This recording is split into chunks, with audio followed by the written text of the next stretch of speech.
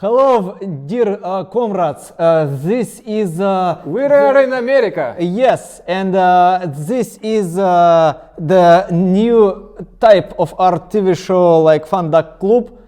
Fuck that shit. Okay, guys, we are in California again, and we're starting our conversation with the two impressive photographers who live here and work here. It's Kremer Johnson. It's Neil Kremer and Corry Johnson, and today we'll talk about their photography. Ta-da! Ta-da! Ta-da! All right. So, yeah, you can start? Yeah, let's start. Okay. So, two guys, two photographers doing a picture. I mean, always the first question. We never get that question. Yeah, we don't have a canned but- response for this one. No. Say, okay, I really hope this will never happen, but say you split up, right? And you have one portfolio to represent both of you, so both of you will go and show the same pictures? So we have a friend, another photographer, who's in that same situation. Okay. He made a lot of very good work with a group of people. And the way they handled it is, I think there are 4 different people with the same images in their portfolio. Now, their portfolios aren't all the exact same, but they do share some of the images throughout all 4 portfolios. And that's okay. It's totally okay. And I can't imagine, like, first off, I can't imagine ever splitting up. But if we did, I can't imagine, like, why would we both move on in the same direction? Yeah. Because what would be the point? You know, if there was ever some sort of split, I would imagine it would have to be because he wants to go this way and I want to go that way. And in that case, almost none of what we've already done together would be useful. Right. Yeah. But how did you work together? I mean, you are 2 strong photographers working in one direction. Of course, you have one company, but ambitions or something. I think our ambitions are pretty much aligned. Yeah. It's just and we're fortunate in that our interests. What is the ambition? I mean, also, do you have a big idea? Keep moving, keep getting better. You know, and in the end, we're making images to suit ourselves, I guess, and our sensibilities are pretty well aligned. I mean, because of our process. So we decide to make something, and there's 2 reasons we do that. The first reason is because there's something we want to see. And we have probably sat and talked through 100 different ideas to get to one. Not that there aren't 100 we love and we want to make, but there's one that we can afford to make because none of these are cheap, as you know. Yeah. And 2, there is a commercial market for us, for that style. Those are the 2 things that make us say, yes, let's spend some money and do that. Going through the process of getting to that decision means we have both said no to a lot of things, and we've both said yes to a lot of things. So in the end, when you dilute it down to one image, it's something we've come up with together. It's a collaboration. Mm-hmm. Yeah, and it's not like we both come to the table over there with separate ideas, and most of those ideas get killed. But through that conversation, one usually emerges. Yeah. 2 heads are better than 1, 5 heads are better than 2. I mean, that's just the truth. Yeah, that's true. But so why don't you have another, like a third person? Money. Splitting it 2 ways is already hard enough. Yeah. Honestly. And we have representatives that we have to pay a commission to. So that's quite a big chunk right off the top. We'll talk about this later. A little bit later, because okay. But 2 of you, I mean, 2 photographers, it's really rare for me. For example, I never heard about a lot of the same collaboration, and how it starts and when it starts.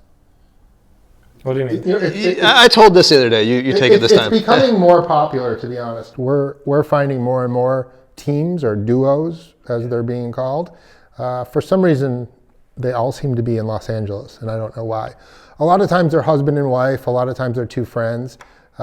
Typically, one person does the retouching, the other person's the photographer. So who are you? So I'll break it down for you. So how we got started, we both had completely separate businesses before. Corry was in film production. Oh, really? He made a movie, unfortunately. Here in Los Angeles? That's what I came out here to do. Yeah. And it took me a long time to get to that, but I finally was able to do it, and it just blew up in my face. That's interesting. What is your, what is the famous film? I made one film starring Crispin Glover, who was like a childhood hero of mine, and We ran out of money in the middle of production. We literally paid for it all ourselves. It was actually a really fun experience, but it's called the Donner Party. We were the first film to shoot on a red camera in the snow, so we had all the red techs and engineers on set with us, which was a pretty cool experience.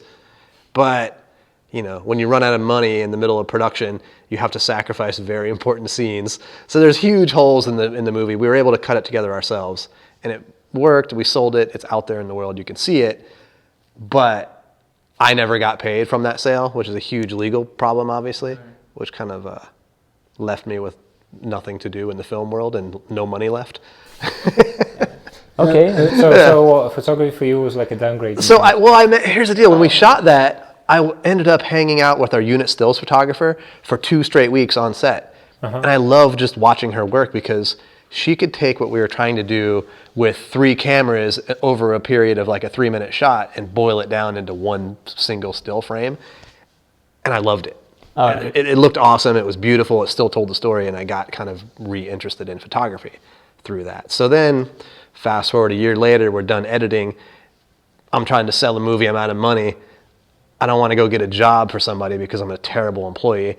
Like, I'm going to pick up a camera and just see where this goes. And that kind of coincided with Neil in a similar situation. Yeah, I was a technical apparel designer and manufacturer. So mostly motorcycle companies that I worked with, like Yamaha, Kawasaki, Harley Davidson, we would make all of their technical apparel. So those big brands, they do anywhere between $10 and $100 million in apparel sales every year.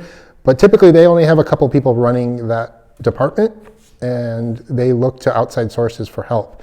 I was one of those sources. I had a team of people that did all the designs. I would go source all the manufacturing, typically in Asia, and we would bring everything into the US for them.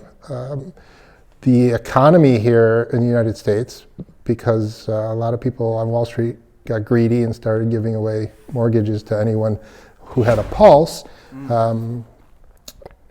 the economy literally crashed in 2008, 2009. Exactly. So because of that, my business slowly died. I hung on till about 2012. And it was at that point where I decided I never really enjoyed doing this. I'm going to find something I like. And I've always been interested in photography, but I'd never really used a camera. So I went out and bought a new DSLR and was completely confused by it. I saw MSAP and it's like, I'm gonna have to read.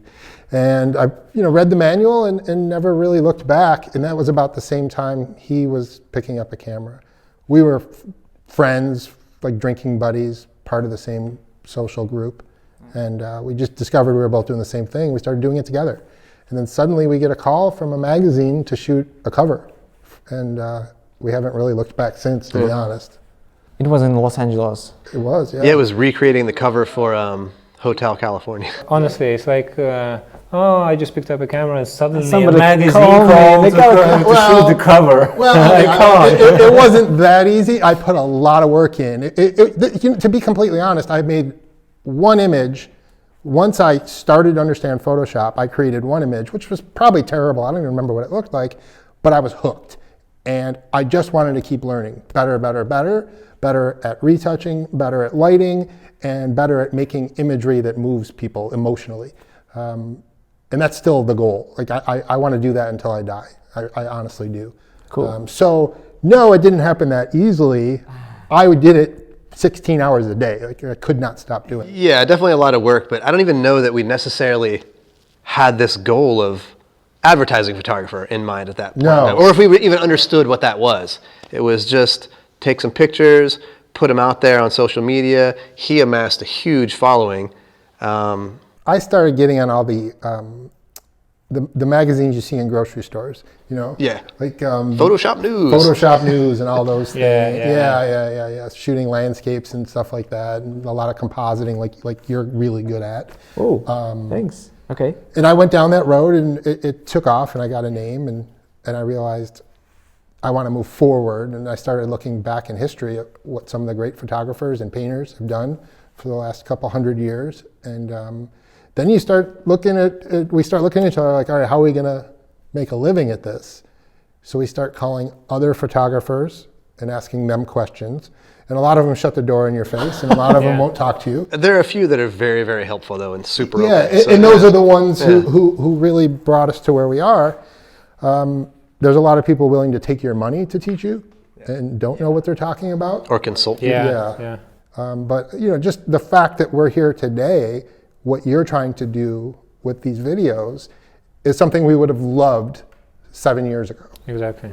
This didn't exist back then. So I think this is fantastic what you're doing. Yeah, okay. Cool. And this first cover of magazine, what's the year? It's 2011? 13, 12? 13. Yeah, 13. It was an in-flight magazine. They wanted us to recreate the cover of Hotel California, the Eagles album, which was the Beverly Hills Hotel. So next thing you know, we're 40 feet in the air on a scissor lift over Sunset Boulevard, rickety in the wind, swaying back and forth at sunset, shooting this awesome architectural landscape shot, recreating an album that, Iconic. it was in my dad's collection when I was 4 years old. Why didn't they pick you guys to do this job? I honestly, I was doing a lot of, at the time was called HDR, compositing of 3 images to make, and I was known for that. I was on a lot of lists as the best HDR photographers, and that's how they found me, literally looking up a search. All right, cool. And then? And then one day an ad agency called. Yeah, that's right. And said, hey, we got a project. You did the shots together, right? We did the shots together, At that time you were already like, let's we were running around together shooting stuff anyway. Yeah. You were just helping each other at first? It's like learn. Literally learn, yeah. And learn, yeah. Like he was really great at landscapes, and I was super interested in lighting, and frankly, I was super interested in knocking other people's lighting off just as a learning tool. Sure. And we kind Everybody does of, that. Everybody. and we kind of did that together. And then so when they called him, he was like, "Do you want to do this with me?" Well, yeah, that sounds cool. Let's go do it. And that's how that unfolded. And then from there, it was into the ad world. Yeah. Which was also almost an accident. All right. So you covered your, because I guess most people go assisting, right, to cover the knowledge kind of thing. Yeah. But you already, the year kind of changed. So now you have so much, now you have so much stuff on YouTube, you don't really need to get out of your home to already become to get a lot of knowledge about photography. If I could do it again, I would go back and assist. Absolutely. Because I've assisted one day in my life, and it was not a major commercial shoot, but just being on a commercial set, even if you could be a fly on a wall, is an eye-opening experience. And we did not have that experience going into our first job. You learn how to run a set, run a production, and more importantly, you learn how to deal with the client. Yeah. Yeah. And you learn what the client's expectations are. Sure. Nobody can teach you that. Nobody can teach you that. No. So I wish we came up through, one of the bigger colleges. I wish I went. If I could go back and do it again, I'd probably go to an art school. Oh, really? Absolutely, without a doubt. Not for photography, but actually for art and design. Okay. Well, there are a lot of Design, connections happening, yeah. Because the truth is, when you look at an ad campaign, you're looking at art and design more than you're looking at photography. I mean, there's a color story. Yeah. It's thematic. It's something you're going to get more out of art school or design school than photography school, because, like you said, the information is out there. You can learn how to do anything with a camera or lighting today just on YouTube. That's the truth. So tell us about your influences. Who influenced you? First and foremost, probably Dan those Winters. Big photographers you're looking at. Dan Winters, Art Streiber. Honestly, we stole so much from Dan Winters. Art Streiber were probably the two primary influences. Martin Scholler. And we're talking about going through periods of let's just re-engineer this light. And then we go through Dan Winters and let's jump to Art Streiber and re-engineer that light. And Art's easy because he literally tells you how to do all that on his Instagram page, which is super informable. Before any of that, for me, before I even understood what lighting was, it was two people, Sebastian Salgado and Margaret Burke-White, who was a World War II female photographer, who, since I was young, those two just captivated me. I have Sebastian Salgado signed book that my uncle gave me when I was young, and I've probably looked at that 1,000 times. And Margaret Burke-White has just fascinated me. One, that she was a woman during World War II and put herself in the most precarious of situations, and two, was able to over and over again create iconic imagery that it's so iconic that it created visions in most people's heads of what World War II was like. So to me, that always meant a lot. And the comedy is, I shoot nothing like either of those people. Yeah. Actually, I was just about to ask. Yeah, nothing like that. I mean, if I could go back and do it again, I would probably go in that direction. That's being a 20-year-old and being able to just go out in the world and without any cares. Yeah, I mean, I would be a war correspondent. That would be my thing. There's no doubt about it. That's what I would be doing if I was 20 years old right now. Yeah. Or like a one man on the road with a camera, travel guy. Yeah. So why did you choose the commercial direction? To make a living. Yeah, we got bills to pay. And two things. One is money. Two is, and we found this out in our first commercial job. Commercial, I mean the advertising, because there's a lot of commercial direction different, like the weddings, shooting. Yeah, that's all commercial, but we'll talk specifically advertising. Yeah. Advertising, as you know, the budgets are way higher. Course, yes. It's easier to make a living, especially when you have two people and you're splitting it. But, coming from a film production background, I learned early on that I love the energy. I love the collaborative spirit. I love the teams like doing their own thing. Big production, right? I love it, yeah. And just knowing that we've put the best people in the best places to succeed, and then you can kind of get out of the way and watch them go, is very satisfying to me. And that's probably the thing that I like most about being an advertising photographer. So that's kind of what keeps me in it. Yeah, for me, to be honest, it's having the budget and being able to solve the problems to make the big conceptual images that I enjoy making. Yeah. Because here's the thing, once I did that once set's there, everything's lit, you've got professional actors, and you're satisfying a creative need for an agency, which by the way is a huge challenge, almost as much fun as going out on the road and shooting something. Once you've experienced that, it's hard to go backwards and go shoot a wedding or something like that. It's just nowhere near as satisfying. Does that kind of mean that there are like there is a producer inside you kind of thing? Because most like artists, photographers, right? Or like photographers who think they are whatever. Yeah. They think all I want to do is shoot. Yeah. I don't want to, organize. I don't want to, I don't want to light. Everything. I want my, assistants to do the lighting. I just give them directions. Yeah. I just want to, be an artist. Yeah, and I understand that, but I don't get that. And I think generally in advertising, photographers who go into advertising, they're more like not just about making the image, but organizing and getting stuff together. It's like you're the general of an army, kind of as a good analogy. Yeah, but we have to be in control of everything because everything matters. Like as the person who retouches and puts everything together, before we even start pre-production, I'm already thinking about all of the details in that image. So we have to control the lighting. We have to control all the colors. We have to control wardrobe, hair, and makeup, and location and set building. So because it's all part of it. So to be that person that just walks on set and somebody does the lighting for you. I don't understand that. I don't want to work that way either. I can't do that. No. I'm too interested in lighting anyway. It would hurt my soul to just stand back and watch somebody do it all for us. Not to say it wouldn't be nice. Well, we did try it. We did try it once or twice. It was weird. It was weird. Yeah. And we didn't like what they did. We came on set. We're like, we're changing this all. Yeah. You did that wrong. And it's not like, and these are highly skilled people, but we have apparently a very clear aesthetic that I maybe wasn't aware of at the time. You walk in and see what somebody else does, and they think it's in your style, and you're like, oh, no. Yeah. We got to change all this. That's what you're talking for me every time when I shoot a commercial. Like, come on, just get off your hands. Give assistant to move your light, and I say, no, come on, I want to do it by myself. Because I introduced him into advertising, and then at the first shoot, it was like a real big video set. And he's doing the decorations. It was a huge decoration set, and he came in, and I was like, okay, you have to act like you're an advertising photographer. Don't be like, doing everything by yourself. He's like, no, but I need to move my little light over here. You have an assistant.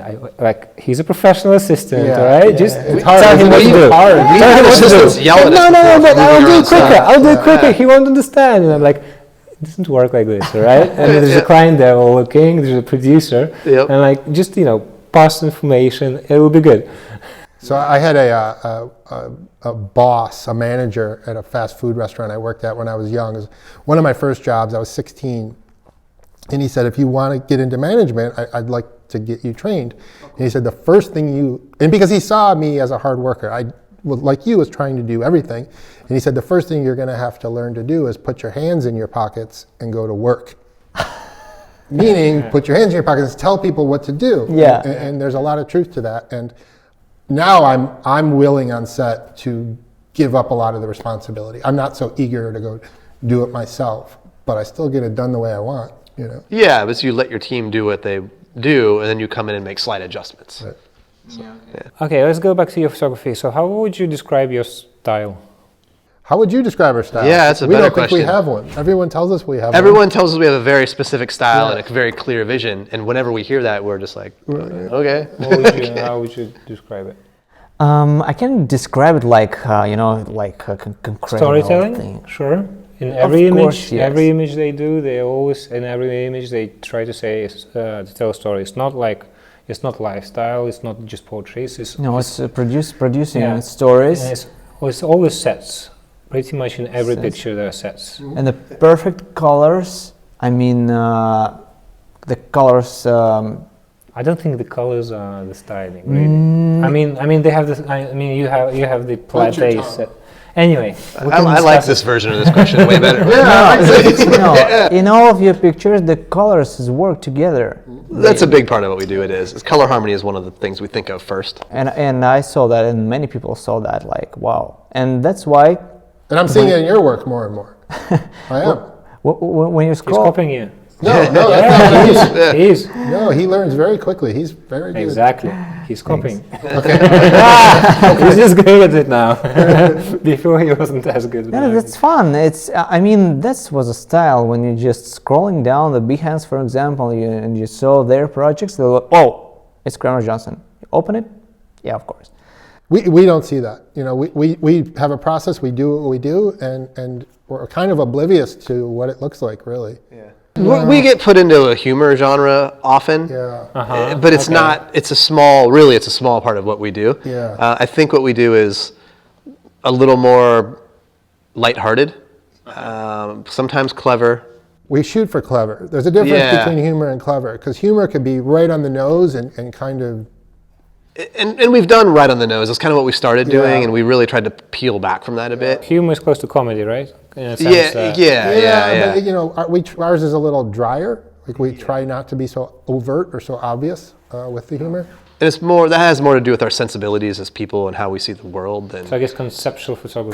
Conceptual, yeah. that's- Overall, if I had to pick a word, it would be conceptual, and that's typically humor or portrait-driven, Yeah. or narrative. So there is a lot of young Russian photographers now looking for this video right now, and Already? yeah. While we're shooting it.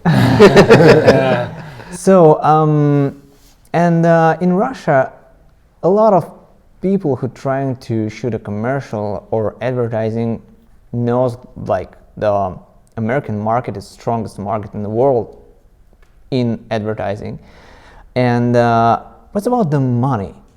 That's the big question, because everybody's thinking about, wow, I want to earn some money in dollars. Advertising photographer must be driving a Porsche at least, or a Ferrari, or whatever. That doesn't exist. What is? Let me It ask you. doesn't- What is it the doesn't. money in Russia?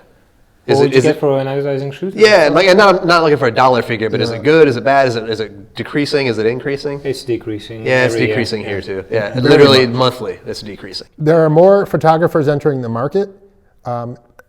That is definitely diluting the payouts. The bigger problem, though, is usage. Print is all but dead. Oh yeah. That's right. Billboards have pretty much gone away. Okay. Digital is where it all is, but Social. here's the difference with digital and social. Instead of getting $200,000 to make 4 images, now they're going to give you 50,000 and they want 30 images because they have to keep sharing them more and more and more and more. And there's this perceived lack of value for some reason Yeah, to for social social, images yeah. when it's not true. Right. You know, you can derive very specific metrics from your social campaigns. To me, those are inherently more valuable than a one-page ad in a magazine. but nobody sees it like that. Because of social, the quality of imagery that's being created in our mind is decreasing quite a bit. There's not as much attention put into retouching, lighting, and concepts. Why do you think that is? Because they have to share more. They have to share more, they shoot more frequently, the budgets are thinner. And it's not to say there's not good work still being made out there in those realms, but it's fewer and further between in my mind. And to make it worse, like we do video projects for social only, they'll come to us with decks, ideas that look like a broadcast commercial. Yeah. And they want it shot on an 8K RE with the right lenses. They want lighting, and you wrap it all up, and it costs as much as a broadcast commercial, but they want to pay 10% of that. Yeah. That's a big problem. Okay. And it's a puzzle that we have to figure out how to solve. Right. We do, but it's tough sometimes, and it's not getting easier. It's really not. Nope. So what do you think? Do you have a way to handle it? Are you moving your? You'll be a little more vertical, I think, Yeah. with your handle more stuff in house. We don't hire out of house producers as often. We'll take on the production role ourselves, and we still bill for that. Would you go out and see clients direct, say without Oh yeah. Yeah. Absolutely. Yeah. That's I mean, how whoever calls us, we're going to talk to. Sure. Are you guys thinking that the advertising industry, in the sense of advertising agencies, is kind of like as it was before? The big agencies, they do the big brands, and now Well, we could get in trouble for talking Redirect. about this, but the truth is there's a shift that's happening right now. Yeah.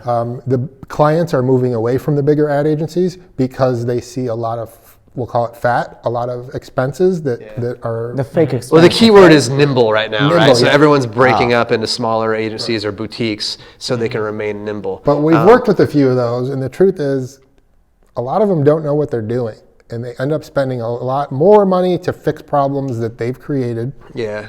In my thinking, and I'm told that this has happened in the past 2 or 3 times, there's been a big shift away from big advertising agencies. Eventually, it's all going to come back to the big ad agencies. Because you need them, and there's You need them. there's a comfort factor for using them. They're very good at what they do. They know what they're doing. And people maybe don't want to spend the money to afford them right now, but honestly, they're worth it. They really are. And there are some advertising very small agencies agencies are that are worth very it. good, though. Look, that's not a blanket statement, but Yeah. there are situations where you have to have an ad agency.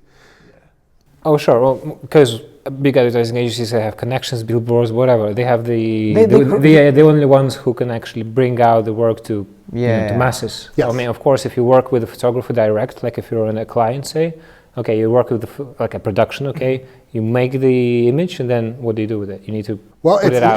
But that's into the problem. world. It's not as simple as making the image. I'll give you an example. We bid a very big project recently where they've never done photography before, and we're talking about a $9 billion company. Okay. And they bid 7 photographers, which is insulting. International, by the way. International photographers. In one project. In one project, Okay. this is the first project they've ever done. They put a lower level person in charge of it who had no authority He whatsoever. literally told us he's never done it before. Yeah, and they ran us through the ringer for 2 months, bidding, changing bids, changing shot lists, everything. We put a lot of time into it. I think we had over 100 hours into easily. this thing Yeah. with the treatments and all the We had a different- location scout out sourcing places in New Mexico and Yep. Germany and all over the world. And in the end, they got the bid, which let's say was 400,000. They said, "Oh no, we thought it would be closer to 150. Yeah. We're not going to do this. We're gonna retool this and law, rethink, actually. or we're just going to buy stock." We get this a lot in Moscow All the now. time. All the- So I mean, now we're you have spending the so much- unfortunate side effect of that is now you have to try to gauge beforehand how much time and effort you're going to put into the bidding and treatment process, which is a dangerous place to be because Okay, how about this? How about the creativity part? Because advertising agencies, their main job is to create ideas, right? Yeah. So do you see a shift, like because you work with more with clients direct also now, like all of us do? But then there's a missing link, right? There's a client, usually then there is the Creative the director. creative director. Yeah. They sell the idea and then pick the best person to help make the idea happen, which are photographers, directors, whatever.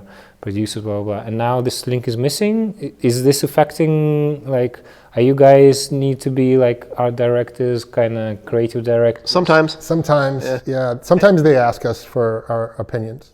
And Sometimes they ask But us they to do wouldn't the pay whole you. concept. Yeah. They wouldn't pay you to... No, we don't get paid as creative directors. yeah. But the way we look at it is, this is going to end up in our portfolio. Yeah. So, Yeah. So this is we're kind happy. of a cool... Yeah. And you have a lot of space for, like Creativity, creativity. And But in most cases, if it's an ad agency coming to us, look, they've been working on this for 6 months or so, as you know, before they actually start talking to photographers. So it's all dialed in. They're not looking for us for advice. They're just asking us how we would shoot their vision. Yeah, and then they've got their blood, sweat, and tears already invested into it. They just want us to make the building, In most cases, everything that comes to us is something we want to make. Like Yeah. we're always excited to see a deck. So you're happy to work with clients. Okay. You work like authors, even more just photographers. Yeah. Let's go back a little bit and talk about how you actually got into the advertising industry. Yeah, I mean, this this is is hard way. I mean, for most photographers, for most people who want to get into it, it's like a world that they don't know, and it's such I can a. talk to that. Yeah, I mean, how I'm did you- curious I to mean- see your version of it, because I don't think we have a story that's really applicable to most people. I don't think there's a story.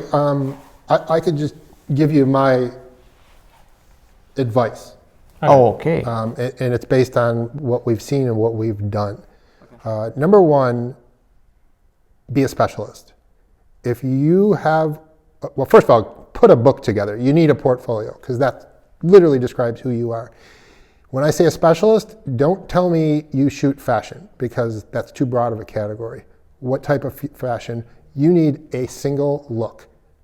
You need to hone in exactly what you do. So we'll go back to what's your look then. Oh yeah. You got me there. All right. In everything you make and everything you put in that portfolio has to be done with the thought or the concern that an art director or a creative director is going to look at this. And they need to look at it and say, I see that for the next Coca-Cola ad or whatever it is. So figure out who you are, put it together, and make it look as good as possible. From there, get in front of as many people as you can, whether that's through paid for portfolio reviews, whether you're sending emails to request meetings at ad agencies, whether you're calling them on the phone, whether you can talk an agent into representing you and they get you meetings. It doesn't matter, but you need to get in front of art directors and creative directors. You also need to have a presence on social media. I know a lot of people don't believe that, but it is 100% true. It tells a potential art director who you are as a person, who you are as a photographer, and more importantly, what it's like to work with you.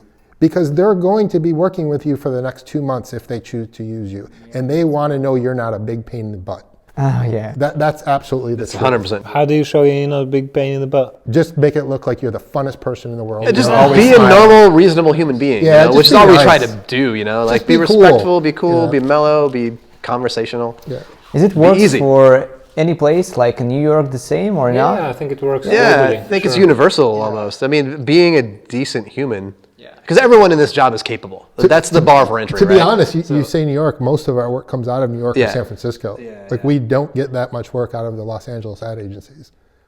Okay. Yeah, it's surprising. But because LA concept. has a look. LA is more of a It's lifestyle. lifestyle and automotive. Yeah, we don't do yeah. either of those. Yeah. So, Pharma, which we love working with. Yeah. A lot of that comes out of Chicago and New York and San Francisco. What's so cool about working with farms? Budgets. Budget. Sure. Yeah. Okay. And you know what? All right, we love working with them too. Back in Moscow. Well, Honestly. and here's the truth. They do have the most, no, I'm not going to say the most money, but they always come to the party with a lot of money. And auto's up there too, and so is beer. And I feel like they don't hem you in either, really. I mean, they definitely give you a firm construct, but they've Yeah. always let us bring our own ideas to the table also. it's usually a loose idea Yeah. that isn't completely dialed in stylistically, and they allow us to make it our own. Yeah. We love that. Cool. That's why. Okay, we got the devices. They're really good. Thanks. They do work globally, but how did you get into the advertising business? I mean, oh. how did you start? I mean, where would you? I mean, you say like now you say okay, there are art directors, there are producers, blah blah blah, the creative directors. But for the people who don't know, they know the word advertising. They think okay, there's loads of money in the advertising. No, yeah. I mean, okay, you've got the book. Yep. You got your style. Yep. What's the next step? Who do you write? Get a list. What do you get? Get a list.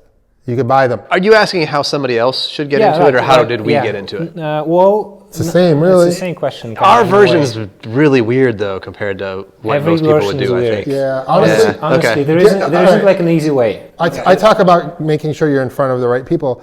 You can subscribe to lists that are always changing. There's two companies in particular. Yodel List is one. They're owned by Workbook. And the other is Agency Access out of New York. You can subscribe for a very low fee of, I think, $90 a month. What is it? It's a curated list of 60,000 or so names in North America. You can also buy lists from around the world. And that's every art director, every art producer, every art buyer, every creative director has their email address, phone number, and physical address. You can also... Is that legal? They opt into it. This has been going on for 50 Yeah. years. And they're able to opt out if they want. It's like so. IMDb in advertising. Kind of like world, that, right? yeah. Okay. And through that system, you can actually create emails, which you can use their templates to make them stylistic. You can bring in your own HTML after you've designed, and you could send emails directly through their system. Nice. Okay. So then it's just about creating an email with your pictures, links to your website. Not one. It's about a whole marketing campaign. Yeah. It's literally being your own agency. And Yeah. this job is way more marketing and business than it is taking pictures. Now you could send 2,000 emails and sit there and expect to get a call. You're not going to. Yeah. You've Doesn't got work to do like this that. for years. And you go back 20 years ago, the standard in memory thought was 7 times is what it takes to get a brand etched in someone's head. It's now closer to 30 or 40 because we're just seeing so much quicker today. So you need to consistently, I would say every 6 to 8 weeks, send out emails, and they have to be intriguing and interesting. Because if someone clicks on it once and it's garbage, or if it's something they've seen before, they're going to hit unsubscribe, and guess what? You just lost them forever. Yeah, because you can't get them back. So we do email promos every 4 to 6 weeks. We do physical mailers every 6 to 8 weeks. We do phone calls. We do portfolio review shows. We advertise in source books. We're as out there as we can afford to be. And there are people we would love to work with that we thought were just ignoring us for years. And here we are 5 years later, you get a call from them, hey, we found something that's right for you. We've been That's dying what it's to about, work with yeah. you. I mean, yeah. Well, always time. well, why didn't you call before? Well, we didn't have anything, but we've been watching you for 5 years. So always assume that people are paying attention. Which somebody told us that year one, and we just kind of didn't really pay attention to it. You know, there's so much stuff we were told when we first started out that we ignored and turned out to be 100% true. That being one of them. And put yourself in the shoes of an art director or a creative director, which you've been there. Think of what that day looks like. You're incredibly busy. You're always under pressure. You don't have time often to look at new work. Your job is always on the line too, probably. Yeah. So you have to make that person's life easy, like as an artist. That's what your marketing should be. And as a business person, And as a really. business- And that's something that a lot of people don't talk about, the business aspect of this Yeah, business, you know? Yeah. Exactly. That's what, like most photographers, they build up their book and they sit and wait. Yeah. Yeah. They're like, okay, I got the pictures. Yeah. I got the Facebook, whatever, then Yeah, no, Instagram. it's not- Somebody so will So does see everybody it. else. So here, now we're going to take it a step further. So let's say you do all that and an ad agency calls you. Now what? They've sent you a request for quote, which is exactly what the name describes. It's a request for you to tell them how much it's going to cost to make this campaign. So you look at the campaign and you say, I don't even know where to start. I don't even know what an estimate looks like. Guess what? Go to the internet, look up photo producers near me. You're going to find probably 10. I guarantee you find 9 out of 10 that are willing to work with you because you already have the most important thing, the thing that's the most challenging to get, the request for a quote. And they will put it all together for you. You're literally hiring them to do that. it doesn't cost you any money. That's part of their job. They're not going to get paid until the job happens. Yeah. Okay, because I mean this works totally the other way in the Moscow market, because there are big productions. They got all the requests, all right. So you got to be good friends with big productions. With the production companies. Yeah, with the production companies, and then they would send their bids to you. We're starting to see that more and and more you here as well. you wouldn't normally, like, you wouldn't get it the other way. You wouldn't get a bid to a photographer to hire a production to do a job. You would never get that. I mean, you would get it with us, but we're an agency. We're like a production ourselves. So like, but mostly the bid comes to the production, then the production calls the photographers or the directors they know and say, okay, we've got a bid. You know, how much are you willing to do it for? What do you Now, need? when that happens on your end, are you actually allowed to bid the photography, or are they saying, I've got X amount of dollars for you? It depends. It's different every time. But a lot of the times now they say, okay, here's the budget. Can you make it work? Can you make it work, or can you do it cheaper? Yeah, right. Can you do it cheaper? I think here creative decks or campaigns are put together with a very, often a very explicit style in mind. Like they've already thought about the photographer before they started thinking about the art. So they'll find 3 photographers that do something close to that and bid them, rather than going to a production company. But like Corry said, it's happening more and more. It happened with us. We got a call from a production company in New York, and it was a Fortune 100 company, and it was simply, production's all done. All you have to do is show up and shoot it. We'll pay you this much. Yeah. Well, this is your rate. Do you want it? Yes or no? Yeah. Did you go for it? Oh yeah. Yeah, it was great. It was a really good experience. Fantastic. It was the weirdest job we've ever done. It was a huge job. Because we literally had nothing to do with anything, flew on a plane, there was a black SUV waiting to pick us up. We just got driven around town, and it was awesome. Yeah, it felt weird. Yeah, it was totally weird. I remember, 100% hands off. During shooting once, I had to go to the bathroom, and I had to leave a building and go to the building next door.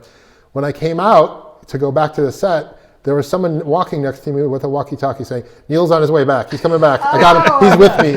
What is going on? It was bizarre, but it was cool. But cool. Having had nothing to do with the production leading up to then was a little off-putting, because we were so used to being entrenched in production, and having to trust that it was being handled was new to us. But man, they handled it. It was great. Yep. Yeah. It was AT&T? Yeah. So, but you're big. I mean, you are not just the guys who creating very easy things like, like a personal shootings. You do advertising. Is there any lowest price you agree for a shot? For example, okay, just give me 10,000 or I never stand up with this We have a chair. minimum budget. Yeah. I mean, I'd like to say so, but really it depends. Like, if you call me and you have a job on Wednesday and I'm sitting around with nothing to do? Okay, but I mean, I'm talking about the advertising. I mean, Yeah. Well, here's the thing. We get emails sometimes that start with, "What is your day rate? We have an advertising campaign." Yeah. We're not going to even reply to that, because it's Because they don't know how then if you don't know how the process really works, I can't. yeah, but I mean the minimum. I'll answer your question. Zero. Yeah. So you'll work for free if you're interested in an idea. If we love the concept and we could see it in our portfolio, we will do it for free. If it's something that it has to personally connect to us. If it's something that we could see as a personal project that maybe we just. Let's do it the other way. Okay. Say there is a campaign that's, I mean, you would only do for money. You wouldn't do it for your portfolio. What would be your lowest rate as an advertising photographer? I'll call it 20% of the total budget. Yeah. Yeah.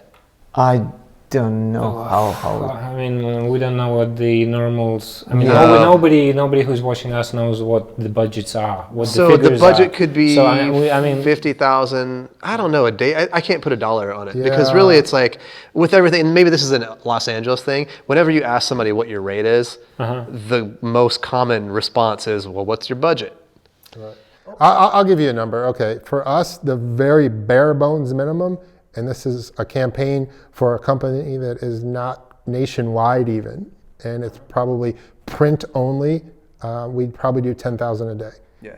Which, I think about the same price for them. but you gotta understand, we have a rep, But okay, you know, but and then there's two of us. So the usage rights, the usage rights, they I mean totally change the price, right? Of so course. it depends on. And sometimes those are in addition to that. Sometimes they're rolled in. It really is how much. So generally, an agency will come to us and say, "We've got $100,000 for a budget. Yeah. We need this, and that." We'll put as much of that money toward the production as we possibly can, and what's left, we'll keep it. It's just But you're how talking much like can production. fit. You're talking like a production now, like course. producers. But Yeah. say talk like your photographers. Yeah. No production, right? Just you making your whatever. What's the minimum? Like what's the minimum you go for as photographers? Say a production comes up to you. Yeah. Okay, and say the production says, okay, say it's I don't know, like, fast food, whatever, wherever the ad is. You're not really interested in it because it's not really your idea, but okay, you'll do it for the money. So 10,000, that would be the minimum there. Yeah. That's such a weird question. Yeah, it's hard to answer, but No, but Yeah, you really gotta understand that Yeah. it really matters for the photographers, right? Who want to get Yeah. into advertising. They need to understand the figures, and it's really. I'll say this. We'll say say 10,000. Yep. But keep in mind, 30% of that goes to our agent, Yeah. and we Exactly. split the Well, rest. Right. Yeah. Yeah. Okay. So you're talking That's about 3,500 each. Yeah. That's not a For a ton day of at money. work. You go shoot a wedding and make that much money. Yeah. See what I'm saying? So, but Corry answered you with the question, what percentage of the budget is it? Here's why. You are never going to get a job if you try and get more than 20 or 30% of the budget. Yeah. It's just, it's greedy. And to be honest, we want to put as much money into the production as we can because want the pictures to be good. We want the work to be good. That's all we really care about. We want to make a living, but honestly, we want crew, we want cast to be well paid and be happy, and we want the best images we can to come out of the shoot. And you want to get bigger yourselves. And the you more have work you pictures do, in your work begets portfolio. work. So Sure. Yeah. Sure. Okay, you know what we got to shoot 2 weeks ago? It was fun. We got to put, this was in Las Vegas, in a casino elevator, a horse and a cowboy Oh my God. in the elevator. yeah, This is cool. at like 4 for a.m. an ad campaign. We had to do it at 4 a.m. Yeah. Yeah. Nice. Hence Neil's hat. Yes. So I've got one for you. How about say the industry now with all the Instagram and all the Facebook blah blah blah and all the stories, going vertical and all that. Are you getting? I mean, in the advertising market, are you getting a lot of jobs to shoot video in general? Oh yeah, we Are do you- a lot of video, and we actually just had to do a vertical one, Yeah. which hurt my soul a little bit. It breaks my but- heart. Oh my God. But hey, if that's the way the world's going, Because you're shooting it with the highest end camera in the world, yeah. and you're turning it vertically. Yeah. What's wrong here? it's because everyone's walking around like this now. That's Yeah. why. If What was the Apple point? didn't put What's the the little point? Why home don't they button shoot it the on an bottom. iPhone? Because Instagram does that story now. Yeah. Yeah. And that's the reason for the format. Yeah, But- no, I know. Yeah, but they. Well, you're want- saying why not Oh, shoot it why on not? No, but why shoot it on such a high res Because camera anybody when can- at the end of the day They it's can not- hire it's anyone to do that. And, Yeah. we have to bring. the quality. Yeah, We have to it's bring the about quality. We yeah. have to bring. And it's we have not to put our- on a show a little Yeah, bit too. and it's not you our know? Yeah. decision to shoot it on that camera. The agency's telling us we Yeah. need it in 8K, and And even though it's going to Okay. be busted down to a tiny Do those frame, jobs, those video jobs, do they come alongside with your photography? Sometimes yes, sometimes no.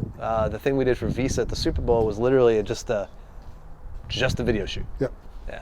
For, How come? Do you have a video portfolio? How do they pick like you as the videographers? yeah, I mean, we do. We have a video portfolio. We do, yeah. We have a You have a reel. video portfolio? Yes. Yep. It's on our website. Oh, cool. So are you thinking how much are you thinking of moving into video? I'll do as much of it as we get hired to do. Yeah. I love it. It's fun. I like the team.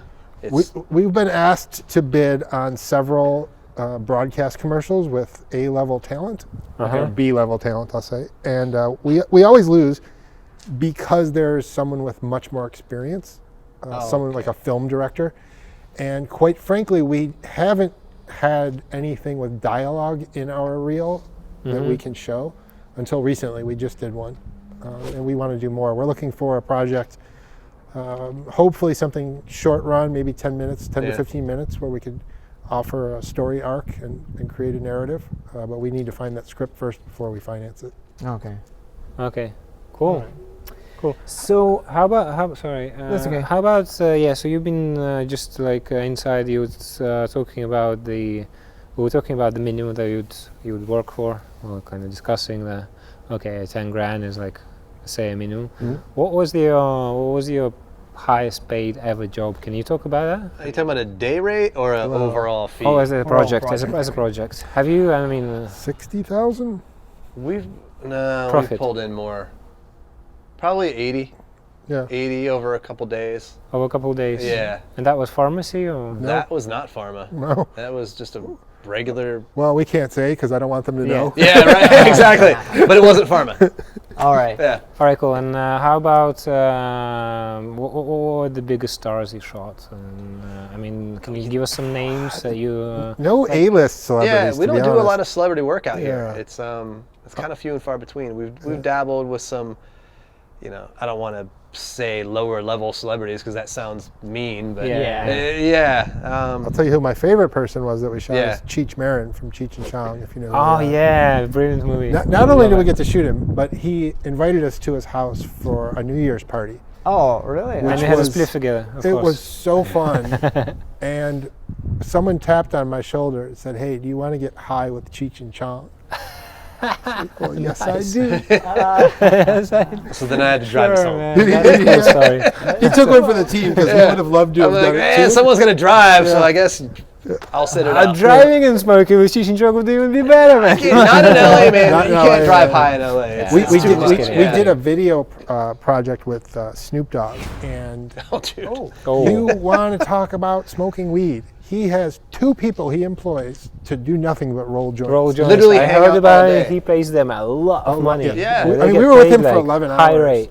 We were with him for 11 hours, and he kept someone outside the door with his brand new Porsche 911, and he kept it running for all 11 hours. We don't know why. I don't know why. Yeah. Okay. But cool guy, super easy to work with, He could smoke some weed. non-stop smoking weed, Yep. like crazy amounts. That's his image there. It's Yeah, not just his very much. image; he lives it. It's who he is. It's who he is. Yeah. That's That's why impressive. he is. Yeah. He's really good in that Beach Bum movie that came out lately. That's really cool. Oh, yeah, I forgot about that. Yeah, Yeah. that was good. I liked That was it. very yeah. good.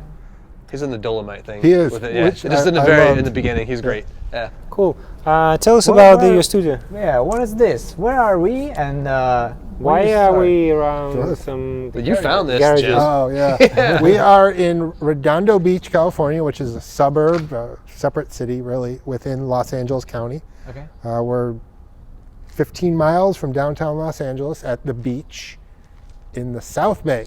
As you can clearly see, the beach. The beach is beautiful. yeah. And we are in an industrial park. The rent is fantastic for this area. And we shoot a lot of personal projects here, as well as store all of our gear. We don't get any ad agencies or anything like that coming down here. So it's a home base for you guys. Home base. Yeah, Yeah. yeah. Best place to stash our Yeah. gear and build sets. Cool. Yeah. Cool. Let's talk about reps. Let's talk about reps. You're now represented by a very cool rep, right? Very cool rep. We actually have 3. Well, a rep in New York and a rep in Chicago that work in tandem for us. So there's the So obviously the New York one works better, right?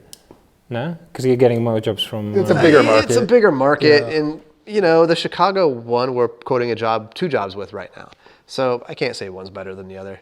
It's a different market. So Yeah. Chicagoland, the Midwest, they tend to use people in their backyard more. Yeah. They don't really veer out. Try not The to cough question into the is- mic here.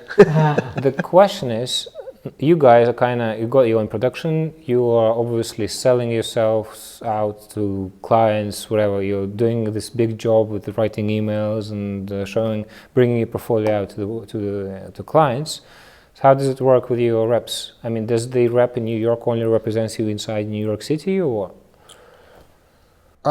No, they represent us in How can you the have United 2 reps? States. So, well, they're not separate. They come together. So first came the rep in New York, and they have a sister company Okay. which they work very closely with in Chicago. The reason for that is if you want to work in Chicago, you need a rep that's present there. They live there, they reside there.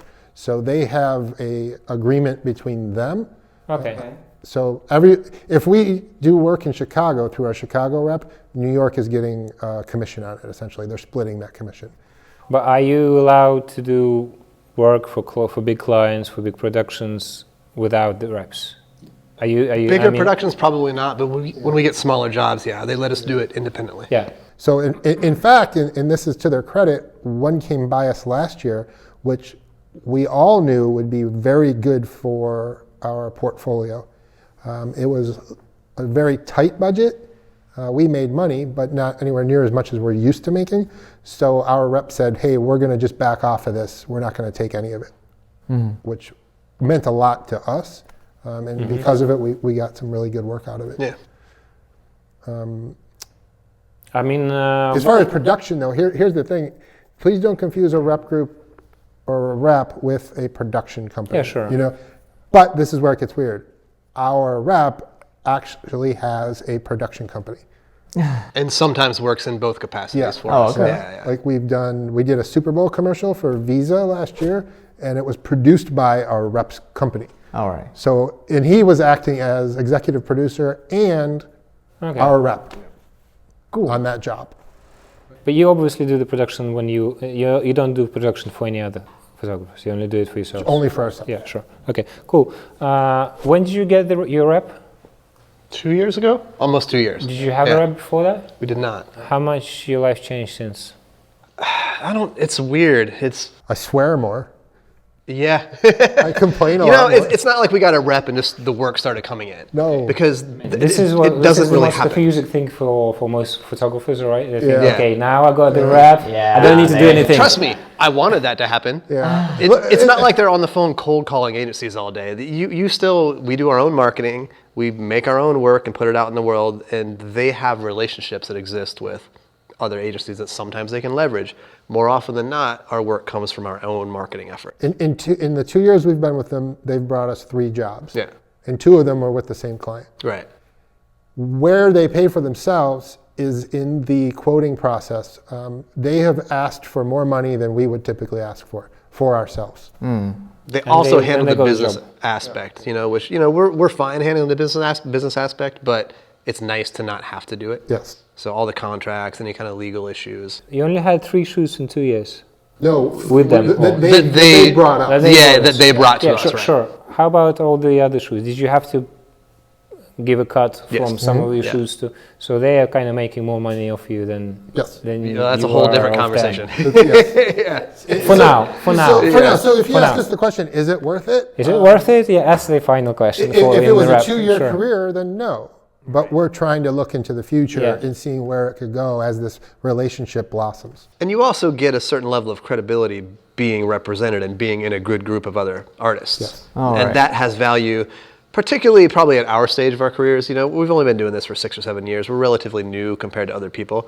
So to be in a group with other good artists is valuable to us. Let's talk about it. I mean, in America, it seems like All of big photographers, and for example, which I inspired from, they all have the agents, and that was very surprise for me because when you sit in Russia and you're trying to Google okay, photography agency, and you find nothing, but in America, it's there's a lot of- but a lot, like most big photographers, like the top 10 in advertising, say, only maybe half of them have the agents, half of them. They don't see why In Russia? Yeah. Why they would be managing all those shoots anyway. Yeah. So far they're already big, all right. They're already getting the shoots. Why would they need an agent? Right. Obviously Russian advertising market in general is very young. Okay, we only in the 90s when the Soviet Union collapsed. Only then we started. All the brands coming into Russia, and it started to build. The advertising market is like 20 something years old. Yeah. I mean, we didn't have an advertising market before at all. Well, yeah, at all. All right? Right. We were in the Soviet Union. We were behind the wall. Only tanks. Yeah, we had the wall. Right? We were So you could thank Gorbachev for your camera. Sure. Obviously the advertising market is young and the agencies are young and everything in Russia is young. So nobody we don't have the need. I mean, it's not like, I think in America it's like it's not cool not to have an agent. It's like if you're big enough as a photographer, and it seems that you like. Okay, and you even here's know. Here's a story. One friend of mine who's a producer, he was reaching out. Naila was talking about it. Yeah. Right? In our interview, another rep that we interviewed, our competitor. Anyway, she was saying at some point she was a producer and she was reaching out to foreign photographers in America also, and no photographers would even talk to her. She was like a big producer in a big advertising agency Really? from Russia. Nobody even talked to her. They'd be like, "What? You're calling me direct? Call my agent." And she was like, "Agent? I all have agents. What is going on?" I'd way rather have that initial conversation direct, honestly, and then bring our reps into the loop. I like to, be connected. You know, the agents are business people. Yeah, they don't want to talk about the creative, or they don't nor know should how they. to. Nor should they. So we prefer to have the conversation directly. Without a doubt, yeah, definitely. Okay, that's weird to me. When it comes time to talk money, then bring in. Sure. But is that true that at some point, if you're a big photographer, you need to have your rep? There are plenty of huge photographers here operating without reps. Yeah, I don't think Martin Scholler has a rep right now. And then there's the level Anton of Annie doesn't have one. Anton Watts, Yeah. Annie Leibovitz. I don't think Almost she's doesn't repped. have one. Derek almost doesn't have. Yeah. We're talking about the biggest names out there, but They don't have the rep. They don't have reps. So at some point you lose the rep, right? Yeah, I think it depends on how comfortable you are with the business aspect of it. Yeah, but I think all those people I just mentioned at one point were burned by their reps or figured out that it wasn't working for them because they've all been repped. And there are some giant names out there, like Tim Tatter, for instance, who has Heather Elder as a rep. For years and years. For years and years. And I mean, I don't know Heather, but from what I can see, she's one of the best in the business and makes it worth it for Tim's business model. Yeah. So that exists as well. Perfect. Perfetto. Okay. So how about personal work? I mean, let's talk personal work and how much that gets you the work you want. I think it gets us all of it. All of it, Yeah. 100%. Yeah. Well, I mean, did you realize that from the start? Have you always been pushing like? We didn't know. It was very confusing. People told us that, but again, we didn't really listen. And that all the personal work comes from not having anything else to do and wanting to keep pushing forward, right? Yeah. So you're constantly generating concepts to dive into. It comes down to the question, what do the people that can hire you want to see? And the answer is personal work. You have to have some commercial work in there to demonstrate that you can handle a budget and handle a large production. Yeah. But the truth is, they don't really care what that is. Because that's not your vision. Yeah, they want to see what you do on your own time, what you care about and what you enjoy doing. And that is 100% true. We didn't believe it when we first heard it. We didn't. We made a bunch of stuff that looked like ads. Yeah, but there's nothing more true that I can tell you today than that. It's incredibly important to understand. Yeah. So how much time you put into your I mean, is that your... All of it. I mean, if we're not actively shooting it, we're actively concepting. Yeah. And honestly, most of those concepts die because, either one of us isn't into it or they're too expensive or we realize we can't execute it on the level we want to. But through that process of conversation about those things, we'll distill one idea that we want to run with. Yeah, and it used to be something as simple as, and I've done this by myself before, I'd go out for 2 months and just shoot a certain type of person with a certain type of light and turn it into a series, which, believe it or not, got us work. But I feel like we've moved past that. So now everything we do has to be conceptual. There has to be a budget involved, and it has to be. Has there been let's talk about. Has there been a certain photograph that you've done back in the days when you were starting that actually brought you an advertising campaign that they, like say, an art director or somebody or a creative director saw it and said, "Okay, they fit the job. You're perfect." I think so. I don't think we've ever had one specifically called out, have we? No. But you probably, but there are- have you have you done a series of personal works at some point, and which are they that actually you think brought you a lot of... Yeah, absolutely. Yeah. We did a series of very simple portraits here in the studio. They are incredible. I love this series. Thank you. And we did use hair and makeup. We did use extensive retouching. We, more importantly, used a lighting that fit what we were trying to do, which was photograph real people instead of models and make them look natural. I believe we achieved it, and we did get calls saying, hey, we want you to do exactly that for our campaign. And oddly enough, you know where they found us? Behance. Yep. Yeah. We get a lot from Behance. We really do. Yeah. More than the big source books that we spend way too much money on. Yeah. Perfect platform. It's probably the number one resource Yeah. for us, honestly. And I found you there on the Right. Behance. Yeah, I think so, yeah. And when I come here first time, you make you make a portrait here for guy who he's in a basketball guy or something What were like. we doing? I can't remember what you came for. Basketball guy. There is a guy. Yeah, he will come here and I say, okay, guys, I'm going. Yeah, just keep your work. And you told me that you trying to find these people on Craigslist. Yes. We did a whole series. We've done a lot of Craigslist stuff. Yeah. How did you do that? You just make a post? How you would imagine it was done. You literally make a post. Yeah. Yep. Yeah. No, I mean, you're asking for what, specific face or no, that would be no. So Well, he's talking about two different things. Yeah, he is talking about two different things. In that case, what you're talking about, we would use it for very inexpensive casting. So if we know exactly what we want, we will spell that out in the ad. We want Caucasian male, 30 to 32 years old. It's that simple. different type of. Yeah, and you do that with the expectation that it probably won't work out, and every once in a while you get a good talent off of there because it's not like a prime casting ground, Craigslist. No. You know? but on a budget, it's the best way to go. To be honest. To be honest, we have found better ways to do that since. But cool. back then, that's what we used it for. And quite frankly, that led to a whole series we did, which took almost a year, called Craigslist Encounters. Which we shot 96 people. From all on Craigslist. location. Yeah. So, but how many photographs do you do a month, a year? How do you split? It depends on the time of year.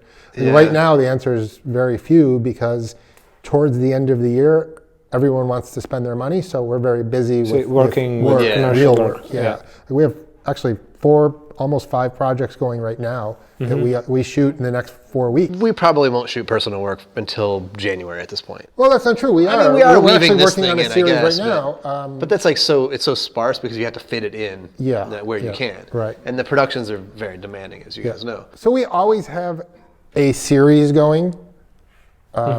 Sometimes they just take a lot longer. But to answer your question, let's say it's June. And let's talk no about one's doing Craigslist anything in specifically. June. No, yeah. Yeah. We will probably put, I would say, 25, 30 hours a week into personal work. Yeah. And the rest is marketing. Yeah. Portfolio wise, right? Yeah. So every year you do more and more projects, and obviously portfolio gets bigger and bigger. Obviously, to keep it like a good size, you need to take out old work, bring in new work. How does that work with you? Because sometimes the photographer just gets so many pictures that it just gets boring. I tried to be the one that edits our website for the longest time, and it just grew and grew and grew into this monster. Yeah. Because you're talking about killing your own babies, basically. Yeah, There's things that I'm attached to that honestly might not even be good. So we hire a portfolio editor, once a year or so to come in and just take all our images, sort through them, and say which ones go up, which ones get thrown out. It's not about old and new. Yeah. It's all of them. What is the best? And what's the best collection together? Who's that guy? I mean, A woman, actually. Yep. Her name is Suzanne Cease. She's fantastic. Yep. she's a fantastic portfolio editor. Yes. Really? Yeah. Or website. Yeah.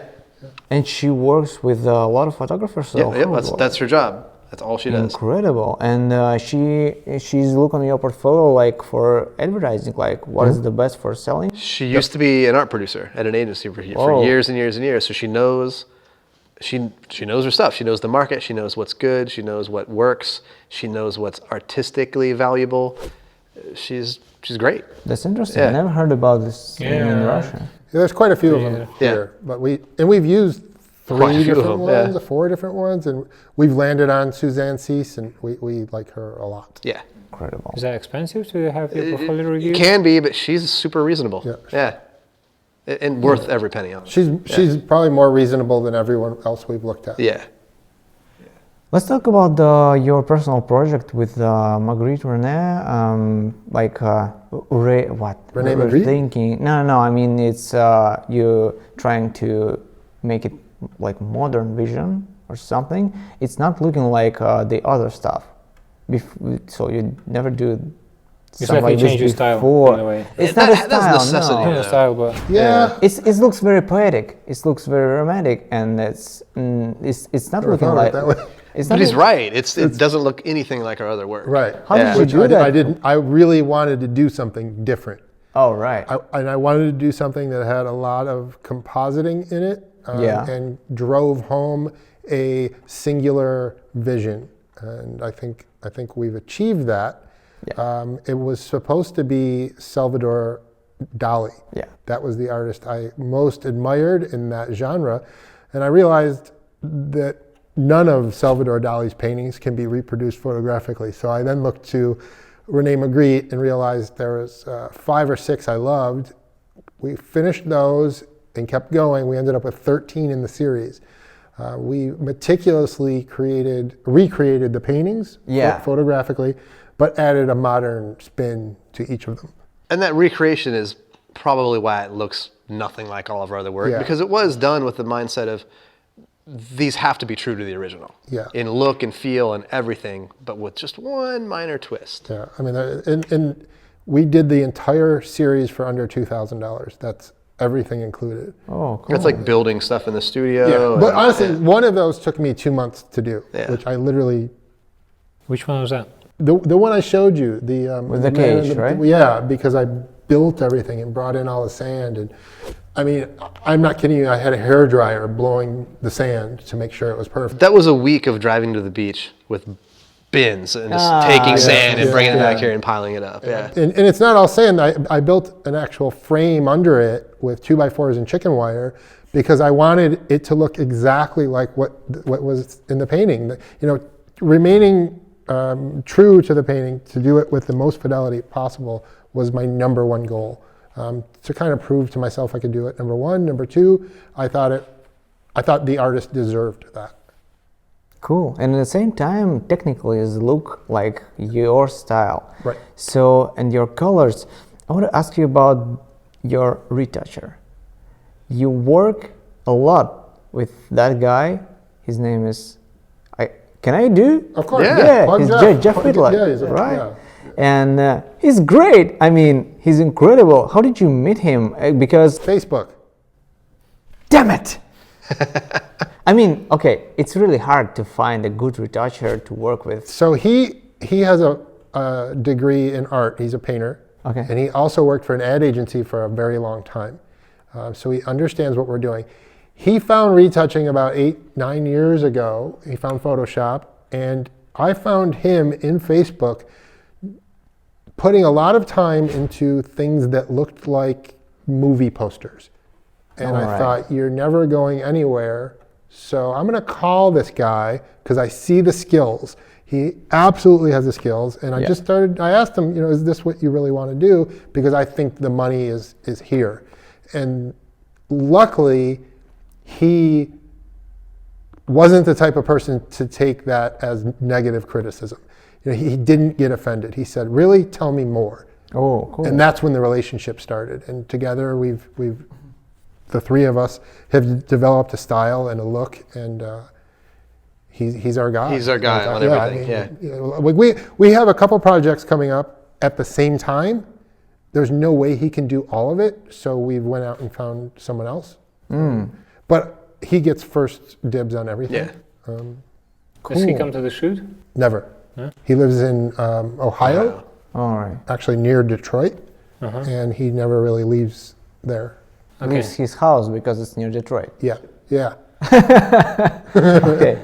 So, and he's expensive? Nope. He's same as He's everywhere market else. rate, yeah. In the market rate. Yeah, I'll tell you right now, market rate for advertising work is $250 per hour. Yeah, because I talk with him, so I'm dreaming to work with Oh Jeff. God, I can never understand it. And how? I mean, how? I don't know how how it does works. that? How many work? hours he spent? Maybe he's drinking tea. No? Yeah. Well, that's how we quote it. Now, this is the thing. So he'll look at it beforehand, and he'll say, all right, I think this is going to take me 10 hours. Yeah. It doesn't work like I can't go back to an ad agency afterwards and say, oh, it actually took 14 hours. Oh, yeah. No, Yeah, of it's course what we not. quoted, that's as much as he gets. If it takes him longer, then You unfortunately. have to pay, yeah. Yeah. Okay. Yeah. Cool. Because he just now charges like, look at the picture, tell me how much it costs. And that's what we Why don't you that's what know how many hours? Kind it's of how we spent? present it, I that- guess. but exactly. Yeah. Yeah. And that's not our fault. We didn't decide to do it that way. That's the standard within That's the the industry. standard Right, yeah. of the Yeah. industry, right? Yeah. And sometimes it's just a per image rate that we quote. Frankly, that fluctuates based on client budgets too. Totally. Like just like everything else in the industry. Yeah. You know, there's a number you want to hit. Sometimes you can, sometimes you can't. And it always spell out how many rounds of retouching Yeah. or changes are allowed. So if we do a flat rate, let's say it's 1,500 an image, that's 1,500 an image with 3 rounds of revisions. If you want changes after that, we have to start adding $250 an hour. Yeah. Yeah, sure. That that's makes the sense. standard. That makes sense, yeah. Once I saw the interview with Sting, like this guy from United Kingdom, just a famous Sting, the singer. The singer?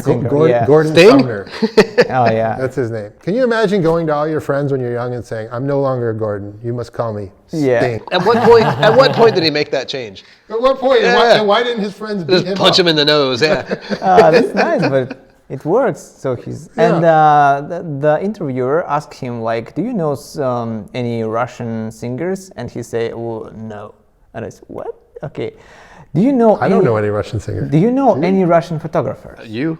I like your work, man. Oh, you're awesome. Yeah, I you're- really you're do, awesome. yeah. Okay, next question. Wait, do we know? No, I don't know. I honestly don't. I don't either. I'm not very worldly in that regard. So, yeah. I know I would recognize some, but I can't think of any names. No. But what do you think about the Russian photography? Like, How would they know? I don't. My Yeah. answer is I don't. no, but unfortunately, yeah. Behance maybe. My vision of Russian photography doesn't come from photography I have seen. It comes from Russian literature, Russian movies, which is. Is that valid Is it, anymore, though? no, I don't know if it's. Yeah. I'm asking the question. Is it as dark and dreary and is everyone as miserable as they're portrayed in Hollywood movies? Is it really that way? From 50 or- years ago. From 50 years Yeah, ago, yeah, Because I really don't want that to be true. Huligani. Good. Things moved. Good, Yeah, good. I'm happy to hear that, to be honest. Now I want to go look at some. Can you recommend some Russian photographers that we Yeah. should check out? Because I would like to look at the work. I'm actually just fascinated in European and Asian market photography in general because it's Better. It's better. The Europe- the it's work more, coming it's out of- more aligned with my tastes. Yeah, South America and Europe is definitely more our taste because Yeah. they aren't so conservative. They're willing to Yeah. talk about things like sex and And to push the politics. envelope with concept a little bit more. So American photography is conservative or not? It's I don't think so. I mean, what's your Yeah. definition of conservative? Yeah. Like, well, Russian photography is crazy. I mean, so it's very young. It's changing, and 1 year it's popular to use the brown color presets. Then it's lifestyle when it's. But isn't it? that's everywhere, though. Yeah, that's everywhere. Yeah. I mean, I would call, generally speaking, lifestyle photography, which is so very prevalent in America right now. It's as conservative I'll as call it that gets. conservative. Oh, okay. Even though the Yes. content might not be, it could be. I mean, are you talking socially conservative or are you talking artistically conservative? Because the content certainly is socially progressive, but concept-wise, it doesn't get any more conservative than that, in my opinion. So yeah, let's talk about art photography. So in Russia, yeah, the market is young, and I guess we don't have the market for art photography at all. I mean, we have artists, right? Like Nobody wants to painters, pay for art.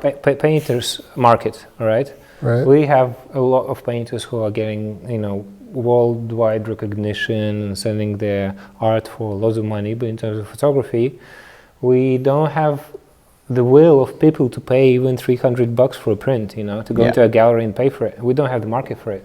Maybe that's because we don't have as much middle class. Still, Maybe. I mean, most of the people are either rich or they're making the minimum, and the minimum in Russia isn't much. I mean, Honestly, it's not that much different like, here. Yeah. And that gap that is middle getting class wider is here. We're shrinking losing here, our yeah. middle class too. Oh, really? Oh, Yeah. absolutely. It's been happening for 40 years. Yeah. Whoa. Have you guys ever thought of doing, because your work is close to art in a sense. I mean, it's conceptual. It's kind of, you know, that series that you've done with the Dali, like where you were influenced by Dali, that's kind of moving into art kind of. That definitely Rene is, Magritt. yeah. Have you been, is that the way you were thinking, maybe to go later, or? No, that was just a project that Yeah. Neil dreamed that one up, sort of just as something to do that's interesting to do. It's something we wanted to see as a team. It was definitely not meant as a foray into fine art. I would love to go in that direction. Uh-huh. I don't believe I can make a living doing it. I don't think, unless you are an already established big name, or you have a big following through social media or something like that, I don't think you're breaking into that, to be honest. I also have a hard time seeing our work, and just based on our general sensibilities, really being applicable to that market. Or I mean, can you think of many of our images that would look good hanging as a giant print on someone's living room wall? No. I mean, I like them. I love them all. I made them, but you're Honestly, not going to. they have so much detail in them. I think they actually would look And good. maybe on that's a- me being Have you critical ever of had my work. exhibitions? Yeah. Did you have like big No, exhibitions with we've big been prints? asked. Yeah. We've been asked quite a bit. We just never have, because they always want us to pay for it. You know, Yeah, of course. Yeah, right. Send your frame. Now we got to frame 20 pieces. Yeah, and that's like $30,000 can't to do do that. it right. Yeah. So we've been asked, but like if someone came to us and said, we want to bankroll it, we own a gallery. a whatever, gallery, yeah. and go make this. It would be the best day of That'd my be life. great, I'd yeah. be Oh, very yeah. happy. But that hasn't happened. So. Have you thought of maybe going out to galleries and saying, look, we have work. Can you have a look at it? Maybe we'll sell you a gallery. I've thought about it. Yeah, Maybe, but really, like, you'll give us some money fleetingly, to really. print it, and we'll print it, and then if it sells, we'll split or whatever. Yeah. I mean, yeah, I've thought about it. We've been approached, typically from Europe. It's interesting because for me that opens up a whole new level of self-criticism that I could be Oh God, that I could like potentially pile upon I mean, myself. then you have to go Yeah. up to the opening and say, I'm an artist. It's not even. It's not even that I would really care what other people Say- thought of it. It's that yeah, I would say my stand name there like looking a- at it, going like, "Why am I trying to sell this So, shit for yeah. people's walls?" So here's the thing. So we have entered some very prestigious awards, and one of them is fine art based. And I am blown away. I am amazed Yeah, oh my that God. we have won this thing 3 times. Wow. It's just the work that's in there is just mind-boggling. It's mind-boggling, and somehow Yeah. we've come in first place 3 times. Now, with the win comes a critique from some of the biggest names in the fine art photography world, and they take their time. They give you novels of criticism. That's good though. It's fantastic. Great. Yeah. It's fantastic. But reading through it, I realize if I'm going to do this, we have to make a decision to do nothing but this. Yeah, because- and we have to live it. I read that and I'm like, we're not there. We're not in that world right now. Another big That's problem. a shift. Yeah. If you decide that that's the road you want to go down, you can say goodbye to any kind of advertising work. Because you will be labeled a fine artist, and they're not going to call you anymore. They're going to say that's all he wants. I to think do. there's room for some crossover, but generally speaking, you're right. Yeah. Martin Scholler, a perfect example. Yeah. Isn't he doing good there? No? I don't know how well he's doing, but he was known as a editorial and fine art photographer. And we sat down with his agent, and he flat out told us it took 3 years to get him 1 job. Into advertising, just generally speaking. Yeah. And that's Martin Scholler, who's One of the best ever. is fantastic. Yeah. In fact, we sat down with a creative buyer at one of the biggest ad agencies in the world, and they said the same thing about him. They said, you come in and it scares our buyers away to know that you've done 12 Time covers for Time magazine. That frightens them. They don't want to they're afraid to ask you to do this little pharma campaign. So you do have to be careful how you position yourself. That's interesting. Which we've gotten a small taste of that before, where somebody was afraid to approach us for a smaller level job Yeah. because of some perceived higher value that we had in their eyes, Yep. which really wasn't necessarily true, but that cost us a job. Yep. Yeah. That's an interesting one. Yeah. But what about maybe the special projects, like maybe traveling somewhere? Yeah, Russian we maybe? wanna go to- we'd love to. Yeah. you kidding me? I've wanted to go to Russia since Love I to was go to- a kid watching weird America versus USSR Cold War movies. It's so fascinating to me, the landscape, the people. I would love to go there. I would love to work there. It's definitely a destination that's at the top of my list. Me too. And additionally, all of the countries that used to be what considered Eastern Bloc countries. Yeah. It just seems like such fertile ground for really digging into a Fascinating. photo essay. The people, the landscape, the architecture. Yeah. Fascinating to me. I absolutely love it. And I don't know, is that something you guys find interesting, or is that something you take for granted being here? Because he and I, there's probably a lot we take for granted about Los Like, Angeles. We don't want to go see shit. I don't want to go shoot in LA. Yeah. I don't want to. The beach is a mile away, and if I never go there again, that's fine. Yeah, the grass is always greener on the other side. I think that's the same everywhere with everybody. Yeah, but we grew up on American films, like movies, and every time when you go to LA or New York or any other American, Like this movie, wow. Wow, It's like I this like a game. movie. Yeah. It's like, yeah. but after 1 year living, it's like Kind of the same. reflecting a little bit, yeah. But I think it will be incredible experience if you go, for example, just in a wild country. I mean, the far city in in Russia, like the small town. Like a village. Or Well, maybe let's not get villages, too yeah. cold. Not too cold. And because you can go. We're weather spoiled here, so. You can go in the eastern Siberia or West Siberia in the summer, and it was plus 35 degree, like incredibly hot, like heat, like this. Yeah. Yes. I would enjoy that very much. And we talk about taking trips all the time. We've gone so far as to literally book an entire trip that we ended up To canceling. Cuba. But, and, and the reason we didn't go is because it's become so common. Yeah. Everybody's been there to shoot. And what we bring back will probably look just like everyone else. Yeah, We so- want to do something original. Nobody shoots the Russian villages, I guess, from the. And that would be a purely personal project, which is honestly would be a joy. Well, let me ask you, would they welcome it? Okay. Спасибо, Thank до you свидания. and bye. Подписывайтесь!